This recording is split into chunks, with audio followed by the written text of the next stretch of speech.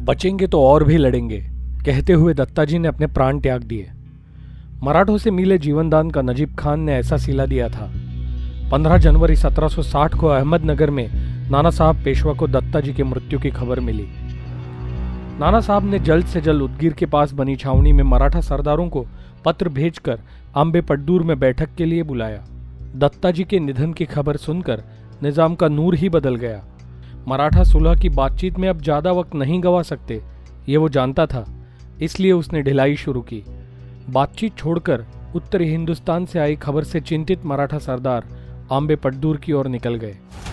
7 मार्च 1760 रंग पंचमी के दिन सभी मराठा सरदार पड्डूर में पूर्णा नदी के तट पर मिले। दत्ताजी सिंधिया की हत्या से मराठा फौजों में क्रोध की ज्वाला उमड़ रही थी। उत्तरी हिंदुस्तान में चल रही इन गतिविधियों को रोकने के लिए होलकर और सिंधिया की मदद के लिए दक्षिण से ज्यादा फौज भेजी जाए, ऐसा नाना साहब का विचार था। पर सवाल ये था कि किसको भेजा जाए। पड्डूर की बैठक में इसी विषय पर चर्चा शुरू थी। बीते हुए 10 सालों में उत्तरी हिंदुस्तान में चल रहे कामकाज और गतिविधियों पर और गुण दोषों पर बैठक में चर्चा हुई। राघोबा दादा इससे पहले भी 2 बार उत्तर की मुहिम पर गए थे, पर उन मुहिमों से कुछ हासिल नहीं कर पाए। मुहिम के कारण हुए कर्जे की बात नजरअंदाज भी की जा सकती है, लेकिन वहां के जीते हुए प्रदेश की व्यवस्था भी राघोबा दादा ने सही तरीके से नहीं लगाई। काशी और प्रयाग शुजाउद्दौला के कब्जे में ही थे। उत्तर हिंदुस्तान के मराठा सरदारों के बीच मनमुटाव बरकरार था। राघोबा दादा के चंचल स्वभाव के कारण वे औरों से काम नहीं करवा सके। अब्दाली से सीधा सामना भी नहीं हुआ था, इसलिए उसकी ताकत का अंदाजा नहीं आ रहा था। और रहा नजीब खान। नजीब खान को अब तक सबक नहीं सिखाया गया था। इस मुहिम का नेतृत्व भी राघोबा दादा करने वाले थे। उन्होंने गोविंद पंत जी को लिखे हुए खत से ये बात सामने आती है, जिसमें वे बुंदेला जी को लिखते हैं कि वे खुद सेना लेकर उत्तर की ओर आ रहे हैं। सिंधिया, होलकर जैसे सारे सरदारों को मिलाकर वो अब्दाली को खदेड़ देंगे। खुद भाऊ साहब उदगीर से लिखे हुए खत में ये कहते हैं कि दादा साहब फौज लेकर उत्तर की ओर आ रहे हैं। सन 1756 में राघोबा दादा की उत्तर मुहिम उपरांत उत्तर से गोविंद पंत बुंदेला जी का एक खत आया। उससे उत्तर की सारी स्थिति का अंदाजा आ जाता है। उस खत में गोविंद पंत लिखते हैं कि यहाँ उत्तर में मराठा सरदारों में आपसी तनाव है। भाऊ साहब खुद आते हैं तो ही इसका हल निकाला जा सकता है। इतना होने के बावजूद भी राघोबा दादा उत्तरी मुहिम के लिए 1 करोड़ खजाना मांग रहे थे। मुहिम पर जाकर संपत्ति लाई जाए या कर्जा किया जाए, ऐसा कहकर भाऊ साहब और दादा साहब के बीच हुई कही सुनी भी इतिहास में दर्ज है। इन्हीं कई कारणों से राघोबा दादा को उत्तरी मुहिम पर नहीं भेजा गया। वैसे तो नाना साहब पेशवा उत्तरी हिंदुस्तान में जाकर कुछ समस्याएं खुद सुलझाने वाले थे, पर गत वर्ष में उनकी तबीयत नासाज चल रही थी। उन्हें यक्ष्मा हुआ था। साल भर पहले उनका वजन 90 किलो था, पर बीमारी के कारण 30-35 किलो वजन घट गया। फिर भी उन्होंने खुद जाने की तैयारी जारी रखी, जिनके कारण उदगीर की लड़ाई जीती गई। उन भाऊ साहब को सेनापति बनाकर भेजा जाए, ऐसे सबने तय किया। इससे पहले कभी भाऊ साहब नर्मदा पार लड़ाई करने नहीं गए थे, इसलिए शायद उन्हें ये मौका दिया गया होगा। भाऊ साहब एक पराक्रमी, हिसाब के पक्के और करारी पुरुष थे। उनके करारी स्वभाव से पेशवा नाना साहब भी खुद डरते थे। भाऊ साहब जैसे पराक्रमी, हिसाबी और अच्छी निर्णय क्षमता रखने वाला व्यक्ति अगर सेनापति बनकर उत्तरी मुहिम पर जाए तो सालों साल अटका हुआ दिल्ली का कामकाज और सरदारों के बीच के मनमुटाव भी सुलझाए जाएंगे, ऐसा उपस्थित सभी दरबारियों का विश्वास था। सिंधखेड़ और उदगीर की मुहिम में विश्वासराव ने भी बढ़िया कामगिरी की थी। भावी पेशवा होने के नाते उत्तरी मुल्क और वहां की राजनीति का परिचय और अनुभव लेने के लिए विश्वासराव को उत्तरी मुहिम में भेजा गया। भाऊ साहब उत्तर में विजयी होकर पेशवा पद के दावेदार ना बने, इसलिए गोपिकाबाई ने विश्वासराव को सेनापति बनाया जाए, ऐसा कहा था, ऐसा बखर में जिक्र आता है। भाऊ साहब ने भी इस पर कोई आपत्ति नहीं जताई। विश्वासराव को इस मुहिम का नामधारी सेनापति घोषित किया गया। नाना साहब मुहिम पर जाए या नहीं, इसका जवाब भी जल्द ही मिला। उन्होंने भाऊ साहब को पत्र लिखकर बताया, आप दोनों अच्छा मुहूर्त देखकर 3 दिनों में मुहिम पर निकलिए। हम शरीर स्वास्थ्य के कारण आ नहीं पाएंगे। अब भाऊ साहब इस मुहिम के नायक बनने वाले थे। पूरा हिंदुस्तान शतरंज बना था और हजारों प्यादे उस पर चाले चल रहे थे। कुछ राजे, कुछ वजीर, कुछ प्यादे। किसकी चाल तेज तो किसकी धीमी, किसकी तिरछी, पर हर कोई आगे बढ़ रहा था, अपने बलबूते पर दुश्मन को शह दे रहा था। सदाशिवराव भाऊ ने फौज जुटाई, सामान और बारूद की व्यवस्था की। उदगीर की लड़ाई में पेशवा की 40,000 फौज और इब्राहिम खान गार्दी के 10,000 की कवायती फौज मिलाकर 50,000 फौज थी। लड़ाई के बाद किसी की मृत्यु, जख्मी हालात, बीमारी, गैर हाजिरी जैसे कारणों से सैनिकों की संख्या कम हुई। अब 10,000 हुजूराती सेना, सरदारों की 12,000 फौज और 8,000 गार्दी मिलाकर केवल 30,000 फौज बाकी थी। दत्ताजी सिंधिया की हत्या होने के कारण मराठे अब उत्तर जा रहे हैं, ये जानकर निजाम के तेवर बदले। ये मराठों को पता था, निजाम के फिर से कुरापात करने की संभावना थी, इसलिए 10,000 की फौज तैनात रखना जरूरी था। यूं तो राघोबा दादा निजाम को समझाकर उत्तर की मुहिम के लिए मराठों की सहायता के लिए समझाए, ये योजना बनी थी। निजाम मुगलों का मुलाजिम था, मराठे दिल्ली की रक्षा करने और मुगलों की रक्षा करने उत्तर जा रहे हैं, ये उसे पता था। 1739 के नादिर शाह के आक्रमण के वक्त ये निजाम दिल्ली बचाने के लिए उसके साथ लड़ा था। अब अब्दाली के वक्त भी निजाम ऐसा ही करे, ऐसे मराठे चाहते थे, किंतु ये योजना कभी कारगर नहीं हुई।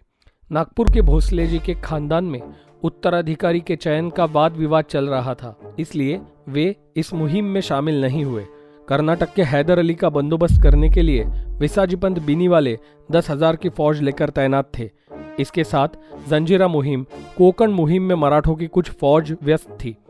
गोपालराव पटवर्धन खुद पेशवा के साथ तैनात थे, इसलिए वे भी पानीपत की मुहिम में हिस्सा नहीं ले पाए। तो फिर भाऊ साहब के साथ कौन था? भाऊ साहब के साथ इस वक्त बड़े सरदारों की ताकत थी। शमशेर बहादुर, बलवंतराव मेहंदळे, यशवंतराव पवार, सटवोजी जाधवराव, अमर सिंह जी जाधवराव, सखाजी जाधवराव, विठ्ठल शिवदेव वेंचुरकर, सोनाजी भापकर, दमाजी गायकवाड, मानाजी पायगुडे, सुभानराव माने, बाजीहरी सुपेकर, खंडेराव नाईक निंबाळकर, अंबाजी इंगळे, संताजी वाघ, दादाजी दरेकर, शहाजी झांबरे, कदम, शितोळे, धायबर, ढमढेरे, काकड़े, कडू, हरफळे, कामत, मुळे आदि बड़े बड़े सरदार उनके साथ थे। इनके अलावा त्र्यंबक सदाशिव यानी नाना पुरंदरे, नाना फडनीस और शिवराम हरी खासगी वाले जैसे युवाओं को भी भाऊ साहब ने साथ लिया। उत्तरी हिंदुस्तान की जानकारी रखने वाले नारोशंकर, अंताजी मानकेश्वर और महिपतराव चिटनीस भी साथ थे। इन सरदारों में कुछ रूठे हुए भी थे। दमाजी गायकवाड़ का सरंजाम जब्त करने पर वे श्रीमंत पेशवा को बाएं हाथ से प्रणाम करते थे। मुहिम से लौटकर इनकी इच्छा पूरी करने का आश्वासन भाऊ साहब ने इन्हें दिया, तब जाकर वे श्रीमंत को दाहिने हाथ से प्रणाम करने लगे। भाऊ साहब ने यशवंतराव पवार का यथोचित गौरव किया। उनके बेटे ने उदगीर मुहिम में शौर्य दिखाया था। जिन छोटे बड़े सरदारों की जागीरें खालसा कर दी गई थी, सरंजाम वापस ले लिए थे, वो सब उनको मुहिम से लौटकर वापस देने का आश्वासन भाऊ साहब ने दिया। इब्राहिम खान गार्दी, युद्ध में गनीमी कावा तंत्र से लड़ना मराठों की खासियत थी। युद्ध के दौरान अगर मराठा फौजें दुश्मन पर छापा मारकर भाग खड़ी हुई तो अपनी कवायती फौज और तोपखाने को दुश्मन से कैसे बचाया जाए, ऐसी शंका इब्राहिम खान ने जताई। तब ऐसे कठिन समय पर हम आपको अकेला नहीं छोड़ेंगे, आपके साथ डट के हम खुद खड़े रहेंगे, ऐसी भाऊ साहब ने बेल भंडारा हाथ में लेकर कसम खाई। अहमदनगर और बरहानपुर में बड़े पैमाने पर गोला बारूद और शस्त्रास्त्र थे, वो सब छानबीन करके फौज के साथ भेजने का आदेश भाऊ साहब ने दिया। एक एक सरदार आकर मिले, तब जाकर 40 से 50,000 की फौज इकट्ठा हुई। इब्राहिम खान के नेतृत्व में 8,000 गार्दी और तोपखाना था। उनकी तोपें खींचने के लिए अहमदनगर के आसपास के इलाके से 500 बैल मंगाए गए। इस तरह से सेना और सामान जुटाकर 14 मार्च 1760 को शिवलिखित के मुहूर्त पर रात को नाना साहब ने सबको प्रस्थान करने की आज्ञा दी। पटदूर के उत्तर में 26 मील की दूर स्थित सिंधखेड़ में भाऊ साहब दाखिल हुए। सिंधखेड़ में पूरी फौज को एकत्रित किया गया और 18 मार्च 1760 को चैत्र पाड़वा के शुभ मुहूर्त पर राजमाता जिजाऊ के मायके और छत्रपति शिवाजी महाराज के ननिहाल रहे सिंधखेड़ से मराठा फौजें उत्तरी हिंदुस्तान की ओर रवाना हुई, मानो राष्ट्र माता के आशीर्वाद लेकर राष्ट्र को बचाने महाराष्ट्र जा रहा था।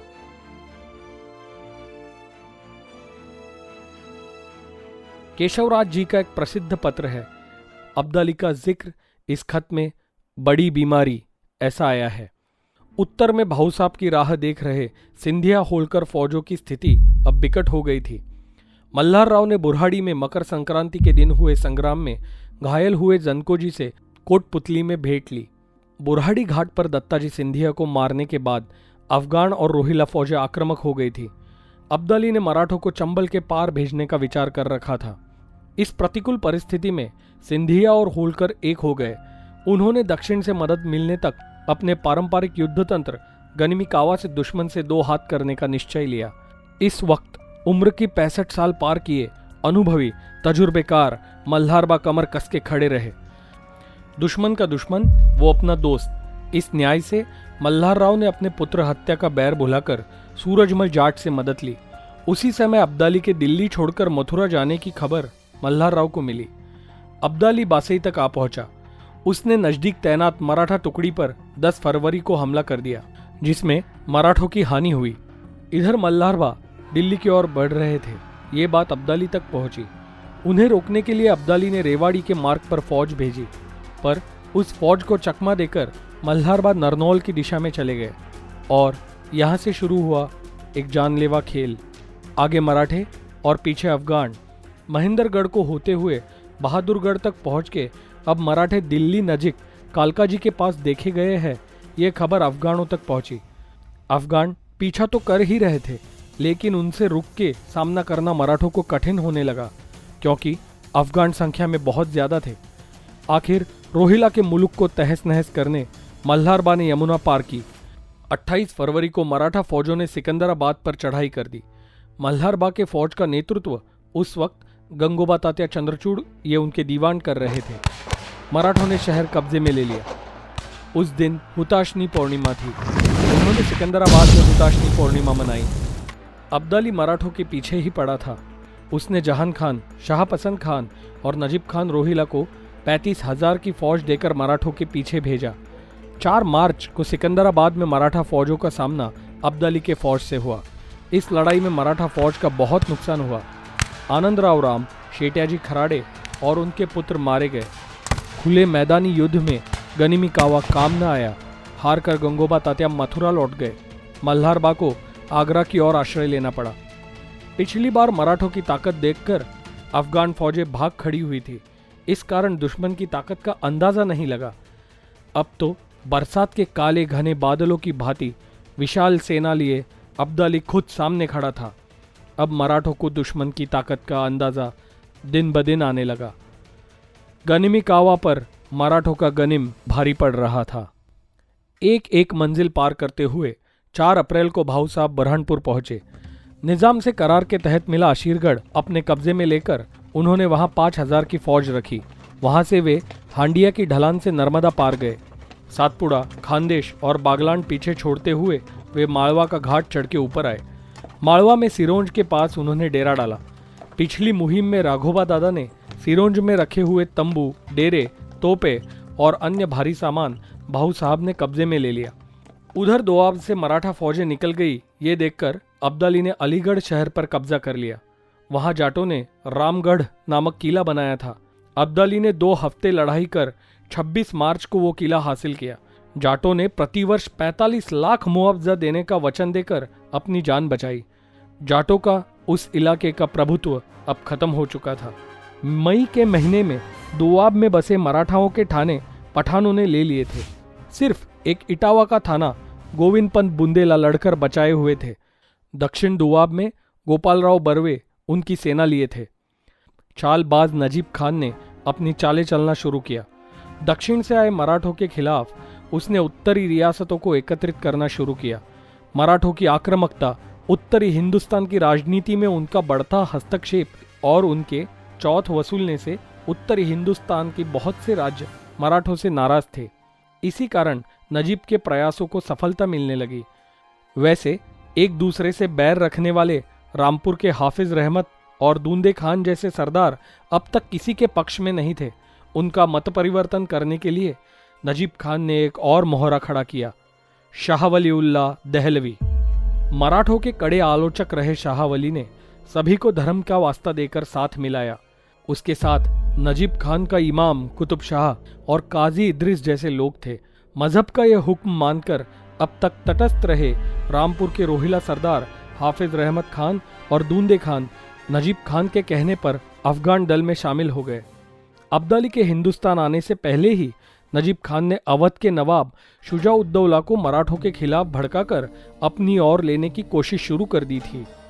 शुजा-उद-दौला शिया पंथी होने के कारण सुन्नी पंथ के नजीब खान के प्रति उसे कोई हमदर्दी नहीं थी, पर नजीब खान ने उससे ये कहा कि मराठा आपको खत्म कर देंगे, आपकी रियासत के हिंदू मंदिरों पर उनकी निगाह है, इसलिए आप मेरी मदद कीजिए। इस्लाम के लिए हमारा एक होना जरूरी है। हम अब मिलकर इन काफर मराठों को रास्ते से हटा देंगे। बहुत दिनों तक शुजा-उद-दौला द्विधा मनस्थिति में था। मुगल बेगम मलिका-ए-जमानी ने शुजा-उद-दौला को अब्दाली के दल में शामिल करने के लिए बहुत कोशिश की। शुजा की मां सदरुन्निसा बेगम अब्दाली के पक्ष में शुजा जाने के खिलाफ थी। आखिर शुजा ने नजीब की बात मान ली।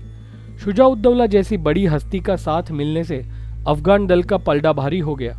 हाफिज रहमत खान, दूंदे खान जैसे रोहिला सरदारों के कारण फौज की संख्या बढ़ रही थी। अहमद खान बंगश आदि सरदार भी नजीब खान को आके मिले। अहमद खान बंगश का खास ढोल ताशे नगाड़े बजाकर स्वागत किया गया और अब नजीब खान के बुलावे पर परदेश से आया ये अहमद शाह अब्दाली हिंदुस्तान का दुश्मन न रहकर मसीहा बन गया था। इससे पहले की मुहिम में अब्दाली धूपकाल में अपने वतन लौट गया था, पर दक्षिण से आने वाली मराठों की बड़ी सेना की खबर सुनकर डरे हुए नजीब खान ने उसे कहा कि इस बार आप अगर वापस चले गए तो मराठे दिल्ली के तख्त पर कब्जा जमा लेंगे और रोहिलों का खात्मा कर देंगे, इसलिए आप यही छावनी बनाइए, खर्चा हम करेंगे। नजीब का कहा मानकर अब्दाली ने वतन लौटने का फैसला बदल दिया। नजीब खान ने उसे 10 लाख रुपए नजर किए तथा अनाज और अन्य सामग्री देने की जिम्मेदारी भी उठाई।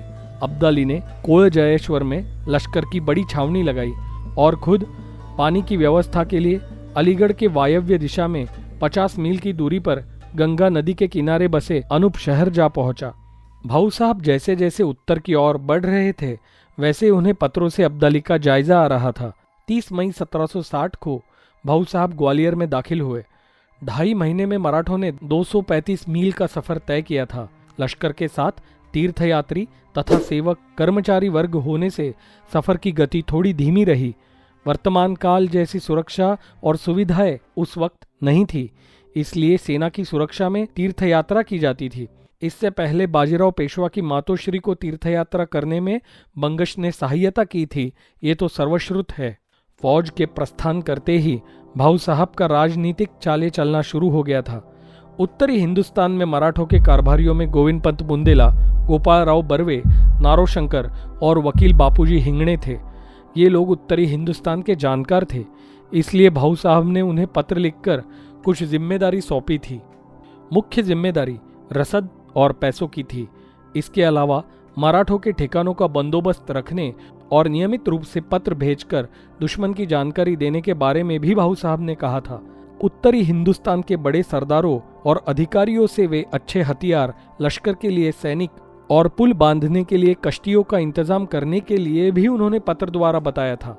परदेश से आए इस अब्दाली को हराने के लिए हिंदुस्तान से सभी राजा महाराजा एक हो जाए, ऐसा भाऊ साहब चाहते थे। इसलिए उन्होंने अवध के नवाब शुजा-उद-दौला, गुजरात के कमालुद्दीन खान बाबी, बुंदेलखंड के हिंदू राजे राजपूताना के विजय सिंह, माधो सिंह तथा यमुना घाट पर रहने वाले राजपूत जमींदार कछवा, राठौड़, इनको भी पत्र लिखकर मदद मांगी, पर किसी ने सकारात्मक जवाब नहीं दिया। 8 जून को भाऊ साहब ने धौलपुर के पास चंबल नदी पार की। नदी पार करके वो धौलपुर पहुंचे और उत्तर में मल्हारबा को खत लिखा कि दुश्मन का पलड़ा भारी है, हम और आप साथ न मिले तो बड़ी मुश्किल हो सकती है। इसके साथ उन्होंने मल्हारबा और सिंधिया जी को फौजे मुचकुंद तीर्थ पर लाने को कहा। धौलपुर के करीब मुचकुंद नामक तीर्थ है। हिंदू धर्म के इस स्थान को बड़ा महत्वपूर्ण माना गया है। 13 जून को सूर्य ग्रहण था, इसलिए सभी तीर्थयात्री पूजा अर्चा करने लगे। भाऊ साहब उत्तर से सिंधिया फौजे और होलकर फौजे आने की राह देख रहे थे। इसी स्थान पर 18 जून को मल्हार राव और जानकोजी सिंधिया भाऊ साहब को आके मिले। अगले कुछ दिनों तक मुहिम की योजना पर चर्चा हुई। तब मल्हारबा के दीवान गंगोबा तात्या चंद्रचूड़, सिंधिया जी के रामाजी अनंत और खुद मल्हार राव और सभी सहकारियों ने जानकारी दी कि अब्दाली की अधिकतम फौजें दक्षिण दोआब में शुजा के डेरे के पास कानपुर विठूर नजीक है। उनका यह कहना था कि इटावा के पास यमुना लांघकर दोआब में प्रवेश करके द्विधा मनस्थिति में फंसे शुजा-उद-दौला को अपनी ओर किया जाए, या फिर उसके पास जो नजीब खान और जहान खान की सेना है उसके और अब्दाली के फौजों के बीच आकर उनको विभाजित किया जाए। इसके साथ वहां पर रुके गोविंद पंत बुंदेला जी और गोपालराव बर्वे की मदद से बाजी अपनी ओर पलटाई जाए। भाऊ साहब को यह सलाह मंजूर थी, पर नसीब को शायद ये सलाह मंजूर न थी। जल्द ही बरसात शुरू हुई। गंभीर नदी में बाढ़ आ गई। गंभीर जैसी छोटी नदी मार्ग रोक रही थी तो यमुना की क्या स्थिति होगी। यमुना कल कल करती बह रही थी। ऐसे में इटावा के करीब पूरी फौज सामान लेकर यमुना पार करना मुश्किल था। इस बारिश के कारण भाऊ साहब गंभीर नदी के किनारे अटके पड़े थे। शायद तब वे शाला या बुछाकापुर में डेरा डाले हुए थे। इधर अब्दाली ने पूरे दोआब पर कब्जा कर लिया और अनूप शहर से अपना डेरा उठाकर कोय जयेश्वर में वो आ गया। अब्दाली की फौज कोय जयेश्वर और आसपास के 50 मील तक फैली हुई थी। उसकी फौज करीब 30,000 थी। नजीब खान और सरदार जहान खान के पास भी 20,000 की फौज थी, लेकिन अलग अलग छावनियों में थी। गंभीर नदी का पानी कम होने में 1 महीना बीत गया। 13 जुलाई को सब लोग नदी पार आए। इस घटना का पुनरावलोकन करते हुए ऐसा लगता है कि मुचकुंद तीर्थ पर समय नहीं गवाया होता, या फिर इटावा का प्रस्ताव और जानकारी पहले मिली होती तो मराठे समय रहते नदी पार कर जाते और युद्ध का परिणाम बदल जाता। पर इतिहास अगर मगर किंतु परंतु से नहीं बदलता, वो केवल वास्तव कथन करता है। 14 जुलाई को भाऊ साहब आगरा पहुंचे। यहाँ से आगे जाटों का मुल्क था। राजे सूरजमल जाट, जाटों के महाराजा, उत्तर की बड़ी असामी। जाटों का मुल्क दिल्ली, मथुरा, जयपुर और आगरा के बीच था। उनसे दोस्ती करना इस वक्त जरूरी था। भाऊ साहब ने जाटों के मुल्क को कोई उपद्रव न देने की सख्त हिदायत अपने फौज को दी थी। जाटों का रामगढ़ किला अब्दाली ने लेकर उन्हें वहां से खदेड़ दिया था। इस कारण सूरजमल जाट मराठों से जा मिले। सभी हिंदू राजाओं में फूट पड़ी हुई दिख रही थी। ऐसे में राजा सूरजमल के आने से आशा की किरण दिखने लगी। अब्दाली कोय जयेश्वर में छावनी बनाए बैठा था। शुजा-उद-दौला इस वक्त बिठूर कानपुर के परिसर में था। शुजा की सेना लाने गए नजीब खान और जहान खान भी कानपुर में थे। भाऊ साहब ने फिर तय किया कि आगरा के करीब नावों का पुल बनाकर यमुना पार की जाए। अब्दाली और नजीब की फौजों के बीच जाकर दोनों को अलग किया जाए और एक एक से लड़कर उन्हें हराया जाए। पर यमुना का पानी उतर ही नहीं रहा था। पुल बनाने के लिए पर्याप्त मात्रा में कश्तियां नहीं मिल रही थी। फिर से योजना रद्द हो गई। कुदरत मराठों के संयम की परीक्षा ले रही थी। अफगान और मराठा दोनों ही शुजा को अपनी ओर लेने का प्रयास कर रहे थे।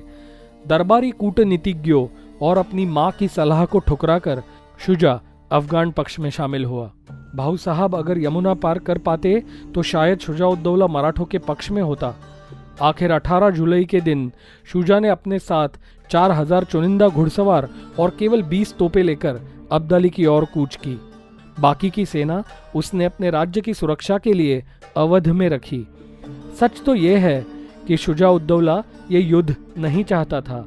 वो अब्दाली को शामिल होकर दोनों पक्षों के बीच सुलह करने का प्रयास करने लगा। नजीब खान रोहिला, इमाम कुतुब खान और शाह-उल्लाह दहलवी के जिहाद के नारे से उत्तरी हिंदुस्तान के सभी सरदार प्रभावित हो गए थे।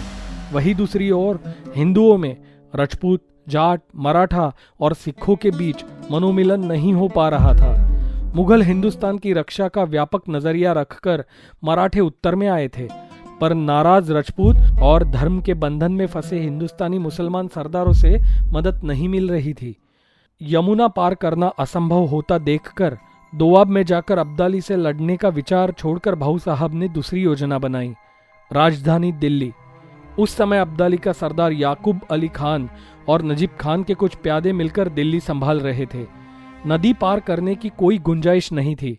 तब भाऊ साहब ने नदी के किनारे पर बसे राजधानी दिल्ली पर कब्जा करने का निश्चय किया। सूरजमल जाट और उसका आश्रित वजीर इमादुल मुल्क गाजीउद्दीन भी यही चाहते थे, क्योंकि खुद सूरजमल जाट दिल्ली हासिल करना चाहते थे और गाजीउद्दीन वजीरी चाहता था।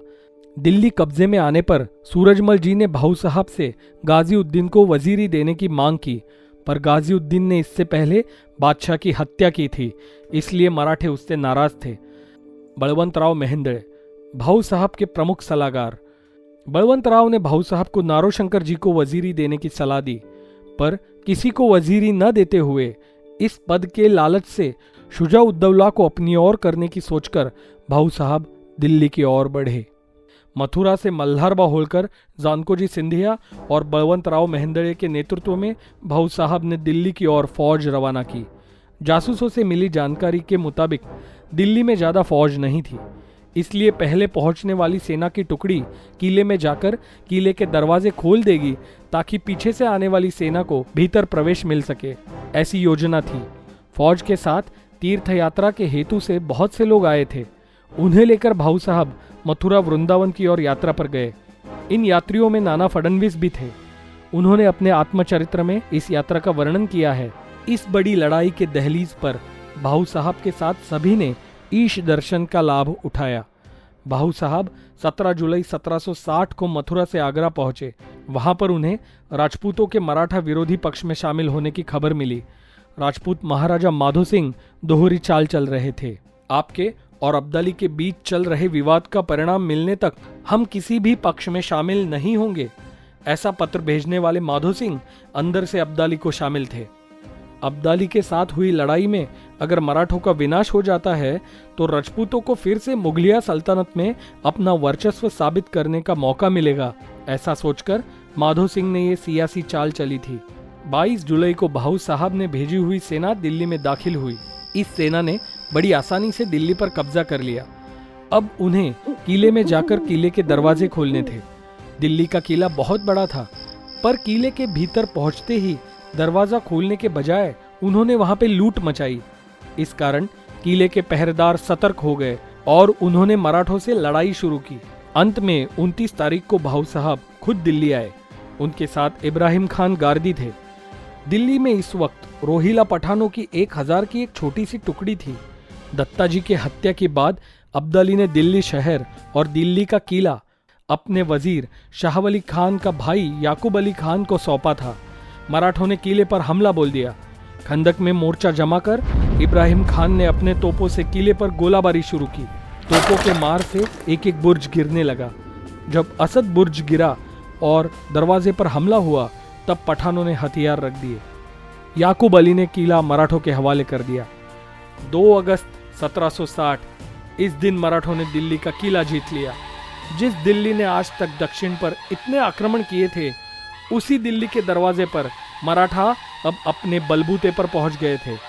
जिस दरबार में छत्रपति शिवाजी महाराज तथा शंभू राजे अपमानित हुए थे, वो दरबार मराठों ने जीत लिया था। उनके स्वर्ग स्थित आत्मा जरूर खुश हुए होंगे।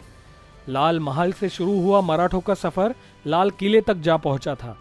नदी के दूसरे किनारे से अब्दाली और उसकी दुर्रानी फौजें मराठों का ये पराक्रम देख रही थी। लाल किले पर लहराता हुआ केसरिया परचम देखकर अब्दाली आग बबूला हो गया होगा। जिस दिल्ली को जीतने की वो कोशिश कर रहा था, उस पर अब केसरिया परचम लहरा रहा था।